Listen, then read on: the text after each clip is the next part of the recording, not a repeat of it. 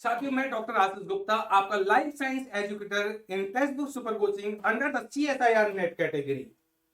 आज मैं आपके सामने एक बहुत ही जेन्युइन पॉइंट्स पर डिस्कशन करने वाला हूं कि during the preparation of any exam हम कौन कौन सी गलतियां एज ए स्टूडेंट कर जाते हैं, और वो गलतियां हमारे लिए जब हम एग्जाम देके एग्जाम सेंटर से बाहर निकलते हैं तो हमको रियलाइजेशन होता है कि आखिर कुछ तो गलतियां थी जो हमने प्रिपरेशन के टाइम पर की हैं। उन्हीं बातों पर मैं आप आज डिस्कशन करने वाले हैं। तो उस डिस्कशन को करने से पहले आपके लिए एक बहुत इंपॉर्टेंट इंफॉर्मेशन, सिलेक्शन का शंखनाद सेल आपकी 7 to 8 जून ऑलरेडी चल रही है, और आपको ये CSIR नेट का सब्सक्रिप्शन फॉर द 6 मंथ केवल और केवल 8,999 पर मिलने वाला है, और साथ के साथ आपको यहाँ पर टेक्स्ट बुक पास फ्री मिलेगा। तो अगर आपने अभी तक सब्सक्रिप्शन नहीं लिया है, इस अपॉर्चुनिटी को आपने अभी तक फायदा नहीं उठाया है, तो आप जल्द से जल्द आज ही अभी आप इस कूपन कोड को यूज करें ASHISHG, और फाइनली इस अपॉर्चुनिटी को ग्रैब करें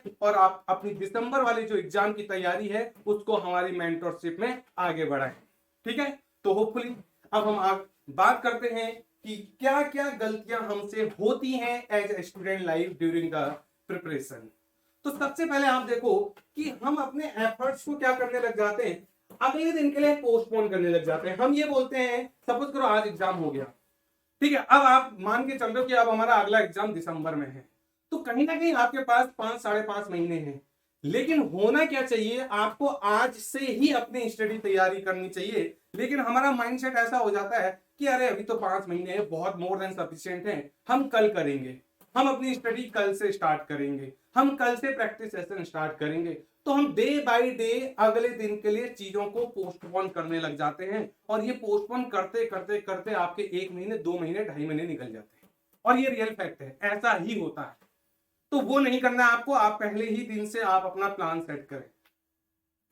कोई रेगुलरिटी नहीं, स्टार्टिंग के डेज पर होता क्या है कि हम जब तैयारी कर रहे होते हैं तो एक रेगुलर पैटर्न पे होना चाहिए ना।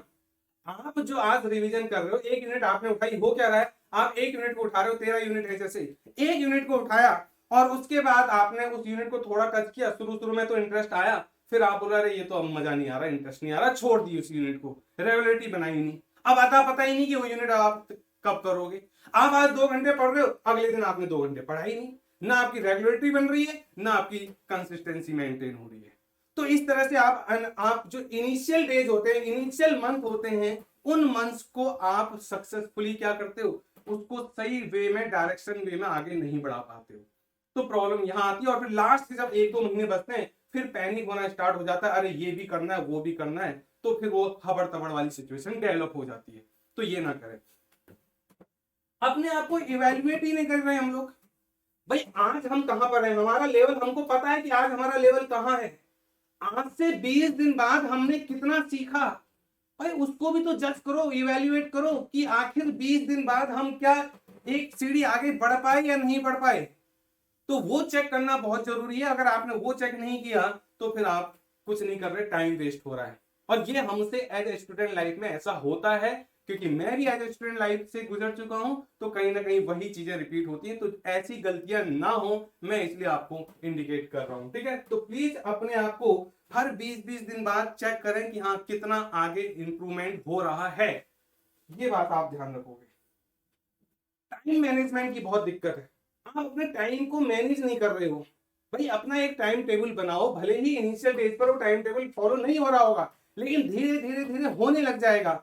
एक टाइम मैनेजमेंट होना चाहिए कि हाँ इस महीने हमारा कम से कम हमने ये टारगेट अचीव करने हैं। अब आप उसको टारगेट को 2 दिन में खत्म करो या 4 दिन में खत्म करो, लेकिन वो टारगेट बनाना बहुत जरूरी है और टाइम को मैनेज करना बहुत जरूरी है। आप ऐसा नहीं कि 4 दिन घूमने में ही लगा रहे हो, 4 दिन कुछ पढ़ा ही नहीं है, फिर आपका टाइम वेस्ट होगा, ये नहीं होना चाहिए। उसके बाद सबसे बड़ी प्रॉब्लम मैंने और यहाँ पर देखी है, एक्चुअल में मैं स्टूडेंट से जब इंटरेक्ट करता हूँ तो फाइनली पता चलता है कि स्टार्टिंग में स्टूडेंट केवल और केवल किस पर फोकस करते हैं, वो केवल फोकस करते हैं कि भाई हमें कंटेंट मिल जाए, इतना सारा कंटेंट जमा कर लेंगे, और फिर उस कंटेंट को रिवीजन भी तो देना है आपको, रिवाइज भी तो करना है, और रिवाइज हुआ ही नहीं। तो भैया कंटेंट को जमा करने से बेटर है कि आप छोटा छोटा कंटेंट रेडी करें और उसको 20-20 दिन, 10-10 दिन में कॉन्टिन्यूस रिवाइज करें। नहीं तो इतना हो जाएगा कंटेंट एक दिन कि क्या क्या पढ़ोगे लास्ट मोमेंट पे। तो वो नहीं होना है। आप प्रॉपर फोकस करें, कंटेंट भी है और उसका रिवीजन भी हो रहा होगा, ये आपको करना पड़ेगा। फिर आप कुछ स्टूडेंट क्या कर रहे हैं कि पढ़े जा रहे हैं पढ़े जा रहे हैं पढ़े जा रहे हैं। अरे अपने आप को चेक तो करो कि जो आप पढ़ रहे हो क्या उससे क्वेश्चन सॉल्व हो रहे हैं। कहीं ना कहीं प्रैक्टिस करोगे तभी तो अंदाजा लगेगा। तो हम कंटेंट को कंपाइल कर रहे हैं, हम कॉन्टिन्यूस पढ़ाई कर रहे हैं, लेकिन प्रैक्टिस नहीं कर रहे। अरे भाई प्रैक्टिस नहीं करोगे तो अंदाजा कैसे लगेगा, ये ब्रेन कैसे खुलेगा कि किस डायरेक्शन में इसको सोचना है, उस टॉपिक से कितने किस टाइप के क्वेश्चन आ सकते हैं। यही तो आपको ब्रेन को इस चारों डायरेक्शन में ओपन करके रखना है कि हाँ इस टॉपिक से ये क्वेश्चन बन सकते हैं, और वो तभी आएगा जब आपने प्रैक्टिस की होगी। तो इसलिए प्रैक्टिस का ना होना भी एक बहुत बड़ी प्रॉब्लम है during the preparation of 5 months. फिर एक देखो ये एक यहां पर भी गड़बड़ होती है कि अगर हम ऑफलाइन कहीं पर साथ में मिलकर तैयारी कर रहे हैं, या आजकल ऑनलाइन का जमाना है तो हमारा फ्रेंड सर्कल जो ग्रुप में बना हुआ है वो है, तो कहीं ना कहीं आप एक ऐसा पॉजिटिव ग्रुप बनाओ जो ग्रुप हमेशा कहीं ना कहीं स्टडी से रिलेटेड डिस्कशन करता हो, फालतू डिस्कशन ना करता हो। अपने फ्रेंड सर्कल को अच्छे ग्रुप में इन्वॉल्व करो कि हाँ भाई ये मेरा फ्रेंड है, ये मेरा फ्रेंड है।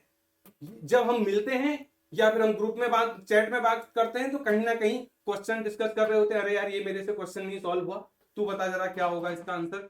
फिर आपको लगेगा यार वो तो पढ़ रहा है, मैं क्यों नहीं पढ़ रहा हूँ, या मैं क्यों नहीं पढ़ रही हूँ। तो कहीं ना कहीं आपके अंदर क्या होगा, एक पॉजिटिव वाइब्स क्रिएट हो जाएंगी, यार हाँ वो मेहनत कर रहा है वो तो मैं भी मेहनत करूंगा। तो इस तरह से एक पॉजिटिव ग्रुप बनाओ, क्वेश्चन शेयर करो, या जो कंटेंट में प्रॉब्लम आ रही है उससे शेयर करो, थोड़ा उससे सीखो, आप उसको सिखाओ। तो इससे क्या होगा, कनेक्टिविटी बनी रहेगी। यही नहीं होता है एक्चुअल में, ग्रुप में फालतू की बकवासबाजी चल रही होती है लेकिन कंटेंट से रिलेटेड, टॉपिक से रिलेटेड बातें नहीं चल रही होती हैं। तो वो होना चाहिए।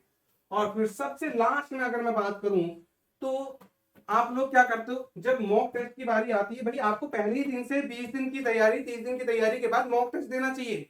जितना भी पढ़ा है आपको उतना जो पढ़ा है उससे रिलेटेड मॉक टेस्ट दो ना। आप क्या करते हो, मॉक टेस्ट स्किप मारने लग जाते हो। आप बोलते हो अरे लास्ट में दे देंगे, एग्जाम से 2 दिन पहले जो मॉक टेस्ट होगा वो दे देंगे। नहीं भाई, आपको पहले दिन से अपने आप को टेस्ट देना स्टार्ट करना है। जितने ज्यादा टेस्ट दोगे उतना आप खुलोगे, उतना आपका माइंड क्या होगा, अलग अलग डायरेक्शन में सोचना स्टार्ट करेगा। तो ये सारी चीजें हैं जो आपको ध्यान में रखनी है, और आप इन चीजों को अगर ध्यान में रखते हुए, इन चीजों को अवॉइड करते हुए पॉजिटिव वे में अगर आप आगे जाओगे तो डेफिनेटली आप एग्जाम की बहुत अच्छे से तैयारी कर पाओगे, और इसका फायदा आपको एग्जाम के दिन होगा और आप फील करोगे यस हमारी जो तैयारी थी वो बहुत अच्छे डायरेक्शन में थी। तो होपफुली प्लीज आप लोग इन सब चीजों का ध्यान रखें और फिर आप अपनी तैयारी करें। Thank you all.